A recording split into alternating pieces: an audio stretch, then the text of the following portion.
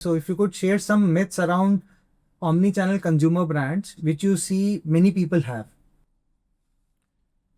So I think horses for courses, but let me maybe talk about 3 myths, which I have commonly seen sort of play out.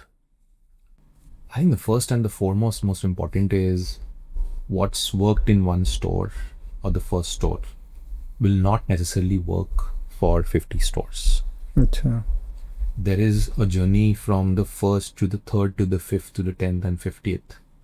And there is a lot which gets discovered, a lot which gets refined. What has worked in Indranagar in Bangalore may not work for you in a Connaught Place in Delhi. There is a context to the city, there is a context to the cultural nuance of how people shop. But more importantly, as you scale, offline is about detailing. Offline is about a lot on processes, right? So what we start to see is, interestingly, a lot of standardization starts to come into play. Training, experience, how do you manage inventory at scale? How do you ensure the brand experience is consistent between the first store, the fifth store, and the 50th store? Some of those are very deep execution level solves.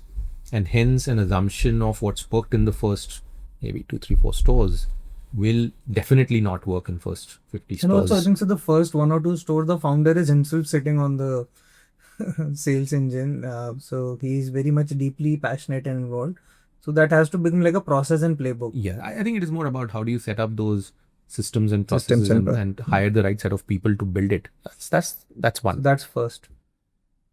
I think the second important point is today, with what we discussed in terms of ecosystem, the pace at which playbooks getting established, offline doesn't necessarily need to be linear or easy paced out journey. It can be fast. Of course, not reckless, but it can be fast. There is a meaningful way and efficient way of building offline stores and scaling them. Today, there are tools, platforms, ecosystems, and enough examples in the ecosystem where brands have been there, done that. There is a lot of learnings from there. And hence, the assumption that offline will be linear, slow-paced growth, I would possibly put that as the second myth. I think the third is what's worked online will not work offline necessarily. Can you elaborate? I think online is also about very quick, you've discovered, converted the consumer. Offline, for example, a consumer may take 2 visits to the store to convert. The offline playbook may involve the fact that the repeats may not happen for 3 months for the same consumer. It is also a lot about discoveries on saying how do you stand out, for example, in the mall, which is different than how do you stand out in an Instagram. The attention a consumer is giving to you in the offline versus online will be very different. The operating systems in the offline is going to be very different than the online. Salience, I think one big thing is about the fact that in the right shopping environment, you've got to have the product at the right price point, which is sellable to the audience. You may not have the same product portfolio working in online and offline.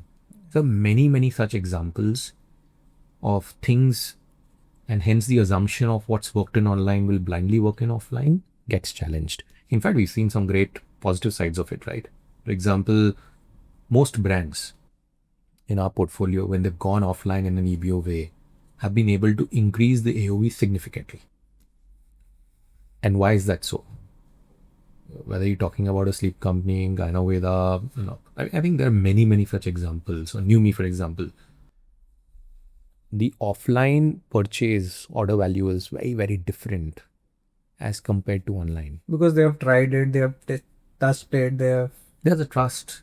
You see again, today with, as I said, the inventory getting managed, you have the right products, curated merchandise, and hence a consumer is also seeing a lot than what they could see earlier, right? And which is curated for the right audience. Yeah. But these are myths from my lens. And somebody who's seen many offline journeys sort of would love to understand examples from you and myths which are blind spots usually. So it's interesting that you said कि when a online company goes offline, बढ़ जाता है AOV. I would say I've seen other ways also. So interestingly, I'll tell you one story of a brand. That's a brand which is into wedding wear, and when they went online, their conversion and AOV dropped. क्योंकि online जाके आप ना शेरवानी नहीं खरीदोगे, जाके आप कुर्ता खरीदोगे. So offline they had an AOV of 30-40,000, online जाके 10,000 के नीचे आ गया. Now अब online PNL is managed online, तो उसका ROI वगैरह सब निकालोगे. So then the online head started optimizing more for that. So then the reverse problem started happening. When that online customer went offline, he said, मेरे को तो वो सब चाहिए था, ये सब क्या है? ठीक है. So one of the bigger realization is the customer is same. We start trying to manage channels. And when you manage channels, especially when it's a high ticket, high touch product, where you're going offline because you want to give an experience, then you cannot have an online versus offline mindset. You will actually screw the customer journey. So that's one thing which I have seen. You have to have a very unified sales team approach. In fact, not having an online head might be a good thing, because you want to move the people to offline. You give the discovery, कुछ हल्का फुल्का product बेच दो, but you make the online to capture the data, talk to the customer and try to bring him to the experience center, especially if the AOV is more than 10-15,000 rupees. That's very key. The second issue which I have seen, which people don't realize, is जो आपने भी बोला था, around the second point, where the customer might come offline but might come again and again. Well, it might take time to convert, or he might not come. The problem also happens is if there is a pricing discrepancy between the channels. So for example, I go to the store, मैंने T-shirt देखा, वहाँ पे 700 रुपये का था. I go and click the picture. I go to check Myntra में 700 का 685 का है. मैं को क्या 15 रुपये बचा लेता हूँ. मुझे जैसा कोई बनिया होगा वो यही करेगा, वो जाके उसको खरीद के ले लेगा. वहाँ पे तो कस्टमर डेटा मिला नहीं हमें, unnamed customer है. So you might be getting a real repeat, but because you don't have the data, it's not coming in. So D2C companies know the customer in the channels of their ownership. But as soon as the marketplace and all these things come in, so we have to factor in that. Yeah, I mean, also there are some category nuances to it too. So where your marketplace is high, especially the more you go GT, say nutraceuticals वगैरह, वहाँ पे आपको नहीं मिलेगा, because the speed of delivery on your own channel, you cannot match it to what these guys can give us. Some categories where repeat is by default. For example, in nutraceutical, today if you started to consume, let's say, magnesium to solve for sleep, you will reorder something if it's working for you before the current stock expires. You will reorder to replenish your stock.